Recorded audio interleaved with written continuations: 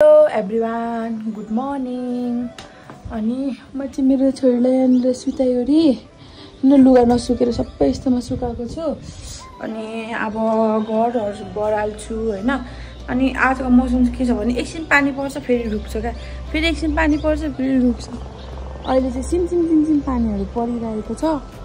अनि त्यही हो, अब घरको कामहरू गर्छु म। यहाँनिर ड्रागन फ्लावर फल्दैछ। यहाँ परेको चाहिँ यस्तो फोहोर हुन्छ नि, आँगन पनि क्या, पानी नै पानी। अनि भित्र चाहिँ बढालिसकेँ। पनि बढालेँ, अब यहाँ बढाल्नु पनि यहाँनिर बढालिसकेँ। यता पिजीलाई पनि यता सारेको, यता चाहिँ पानीले सफा गरेको क्या बस्ने ठाउँ। अनि अब म मुन्टा टिप्नु पर्ने छ। ढिलो भइसक्यो होला भाइलाई खाना बनाउनुलाई। अनि यता पनि बोइल गरिसकेँ। यो चाहिँ मुन्टा टिपिसकेको छु। आज चाहिँ मुन्टा र आलु खानु पर्ला, यतिले हामीलाई पुगिहाल्छ। यो मेवा अहिले पाकेको भनेको होइन, मेरो बुढाले टिप्दिँदैन भरि आफै टिप्नु पर्यो। यो पानीले पखाल्नु पर्यो, कस्तो फोहोर भएको छ। चाहिँ पानीले पखालिसके यिनीहरू फोहोर नफोहोर हुन्छ। पानी नपर्दा पनि गर्मी पर्दा यही भयो नि यहाँनिर। अनि यहाँनिर तल मुन्नु कति धेरै छ क्या भाँडाकुँडाहरू। यो सबै यहाँ बोरामा हाल्नु पर्यो क्या। धेरै यहाँनिर अट्टी नरेन, हेर्दै गिजी चाहिने भाँडाकुँडाहरू मात्र राख्नु पर्यो क्या। सबै बोरामा हाल्नु पर्यो, हराउँछ झन् है। यहाँ चाहिने मात्र राखेको क्या, नभए गिजिङ हुन्छ नि त। अनि म चाहिँ खाना पनि पकाउँदैछु। अनि यहाँनिर चाहिँ आलु उसिनिरहेको छु। अनि अब यो भाँडाकुँडाहरू चाहिँ म सबै यहाँ हालेको छु बोराभित्र। अनि अब सबै यो बोरा प्याक गरेर स्टोर रुममा खानुपर्छ। भाँडा पनि सेकी मैले मुन्टा पकाउन आँटेको आज दाल र मुन्टा चाहिँ मुन्टा केलाइसकेँ। अब आलु पनि पाकिसक्यो। अब यसलाई तास्छु अनि तरकारी पकाइहाल्नु पर्यो, फेरि भाइलाई ढिलो हुन्छ। अब मैले चाहिँ तरकारी पकाउन आँटेको, यो मुन्टा पनि धोइसकेँ, आलुलाई पनि मसिनो बनाइसकेँ। अब लसुन प्याज पड्काएर मुन्टालाई भुट्दैछु। यहाँ मेरो छोरी हेर त, यसलाई रुँदै तरकारी पकाउँदैछु। रुइहाल्छ क्या, रुइहाल्छ। म त भन्नाले आलु र मुन्टाको दाल हो क्या। अस्ति यस्तै मैले भनेको थिएँ त्यस्तै पकाएको। आज मैले अस्ति धोएको हो, पानी परेको गरेर नसुकाएको क्या। आज सुकाउनु पर्यो। आलु सुकाइसकेँ। अब छोरीलाई भित्र दुध दिनु पर्यो। मामा यहाँ बाङपुर आमा छोरी। सो गाइज अब चाहिँ म अनि मेरो छोरी र मेरो पति परमेश्वर हामी चाहिँ तल जाँदैछौँ। के छोड रे? मेरो पति परमेश्वर।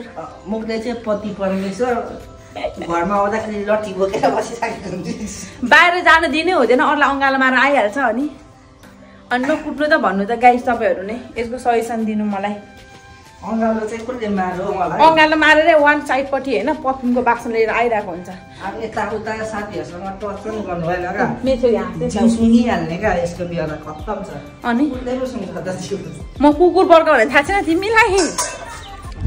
पोथीको लप परिरहेछ यिनीहरू। ओ उता जा, उता तिमीहरू किन यता आएको? यता सबै हगेर फोहोर बनाउनुलाई मलाई काम बढाएको तिमीहरूले। अब झारेर तल झर्नु हुँदैछ। मिया पनि जानुभएको छ। यो चाहिँ म गलाएर खानु पर्यो भनेको क्या, कुहेर झरेक गर्छ। अनि मेरो बुढाले चाहिँ अर्को मैले भन्दा रिक्वेस्ट गर्दा मेवा झारिदिनु भएको छ। पाकेको मेवा ओइ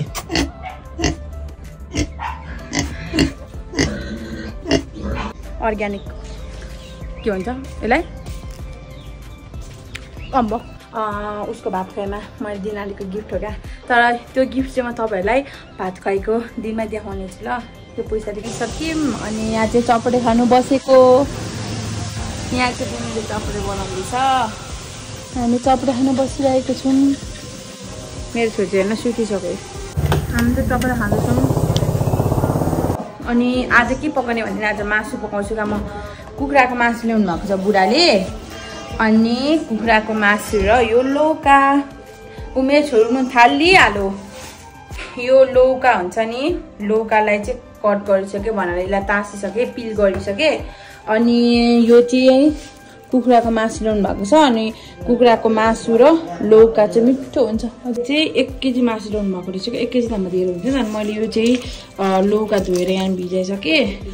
अनि अन्त 1 केजी भन्दा धेरै होला यो मासु यत्रो 1 केजी खान सकिँदैन अनि यसलाई आधी पकाउँछु अनि आधी चाहिँ भोलि खाने हो आज पकाउने मासु अनि यो चाहिँ भोलि पकाउने मासु छुट्टाएको मैले ठ्याक्क आधी केजी डिभाइड गरेको छु के भन्नुहुँदैछ अब पकाउँछु ल म सकेको छु अनि यो मासु यहाँ मेरो बुढाले चाहिँ प्याज काट्नु सघाइदिनु हुँदैछ अनि अब मासुलाई चाहिँ हामी कसो भने नि तपाईँलाई यो मासु यहाँ कम्तीमा हाल्छु अनि त्यसपछि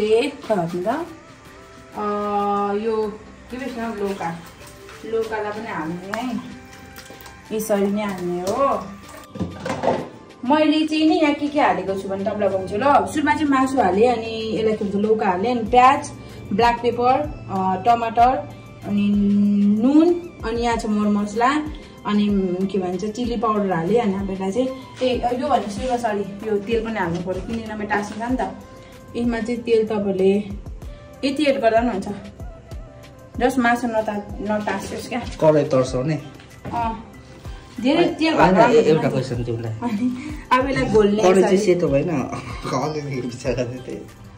कालो देखेर केही हुँदैन भान्साको कराई केही हुँदैन यसो यो हामी बिर्स्यो नि त मेन यो तरकारीको मुटु बेसार